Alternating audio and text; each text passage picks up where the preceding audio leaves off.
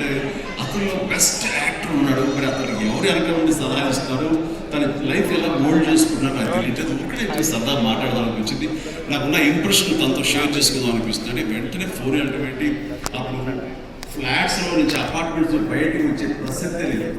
అక్కడ మన యూనియన్ ఏదో ఉంటే కనుక వాడు స్పెషల్ పర్మిషన్ తీసుకుని అప్పుడు రోడ్డు మీద వచ్చి నన్ను కలవడం జరిగింది. చూడగానే నా పేరు సచిదేవ్ అండి అదే అని తర్వాత ఓకే వెరీ గుడ్ చాలా బాగా చేస్తారు. కాసేపు పిచ్చాపడి మాట్లాడిన తర్వాత సార్ ఇక్కడ ఇందాక నాడే పచ్చపుట్టని కాదు పడ్డ మచ్చది నాలుగు అది ఎందుకు పడ్డావు ఏంటది అంటాను.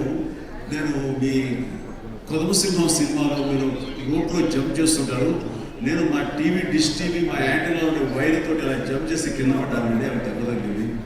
అయిన తర్వాత మీ ఇంపాక్ట్ ఎంత ఉంటుందని మీకు విషయం చెప్పాలి. దీన్ని పుట్లించడం కోసం మా నాన్నగారు హాస్పిటల్ తీసుకెళ్ళారు. అప్పట్లో మత్తు గిత్తు లోకల్ ఇంజక్షన్స్ ఇవ్వలేదు. దాన్ని అట్లాగే నేను భరించగా ఏవో ఏడుస్తుంటే అరే చిరంజీవి అయితే నవ్వుతూ అది గుర్తించేసుకుంటాడు అంటే వేసిన 5-6 కుట్లు నేను నవ్వుతూనే ఉన్నాను, పెయిన్ తెలియలేదు. అది మీ మహిళ నా మీద.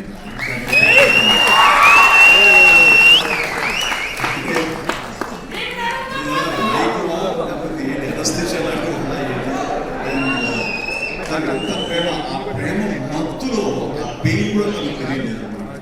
అది చెప్పడం చాలా ఇంప్రెసివ్ అనిపిస్తుంది. Such coincidence. తన మాట చెప్తున్నప్పుడు దాని వెనకాల ఒకే ఒక పెద్ద వాల్ పెయింటింగ్ ఉంది. అది కొదమసింహంలో పెయింటింగ్ అనమాట. శ్రీకాకుళం పెయింటింగ్ ఇదేనండి, ఇది చూసేదన్నాడు. దాన్ని ఆ ఫోటో ముందు దాన్ని మళ్ళీ ఇంకో పిక్చర్ తీసుకుని అలాగే అక్కడి నుంచి మా పరిచయాలు మా మీటింగ్స్ అప్పుడప్పుడు అనేది చాలా వ్యక్తి ఒకసారి వస్తారంటే బాగుంటే అప్పుడు అలాగే జరుగుతుంది.